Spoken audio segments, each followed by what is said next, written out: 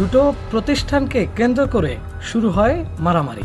এই মারামারির ঘটনাকে কেন্দ্র করে দুই পরিবারের কয়েক দফা মারামারি হওয়ার পরেও তাদের কোনো সুরাহা না হয় এবার দুইজন মেডিকেলে রয়েছে এবং একজন মেয়েকে নির্মমভাবে করা হয় নির্যাতন এবং সবাই মিলে মারা হয় তাকে বেধড়কভাবে।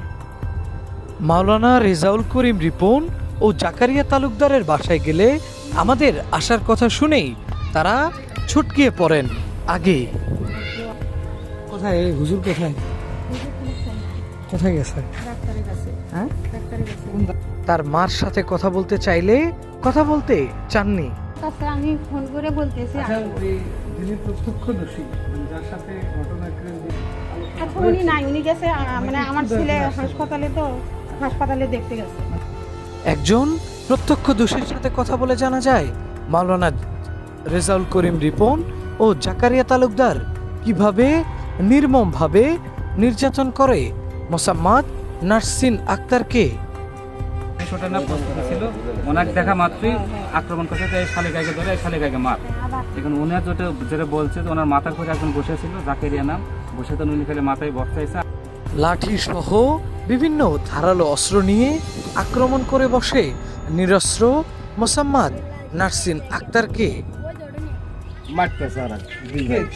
জাকারিয়া আর হলো রিপন, আমি এই পর্যন্ত দেখছি।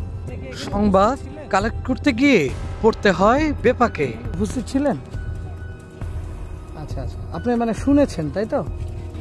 বাগানটালের মধ্যে পড়েছে মানে ছেলের বাবার সাথে এ বিষয়ে কথা বলতে চাইলে ঘটনা অন্যদিকে নিয়ে যায়।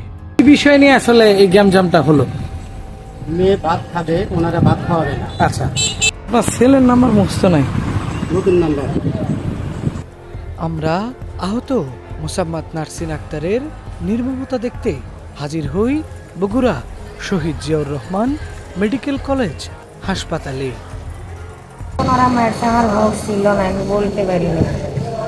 মাওলানা রেজাউল করিম রিপন ও তার ভাই জাকারিয়া তালুকদার এভাবেই ধারালো অস্ত্র দিয়ে নির্মমভাবে আহত করেন মোসাম্মদ নাসরিন আক্তারকে। একটা সুস্থ বিচার চাই। বাইজিদ হোসাইন, STV।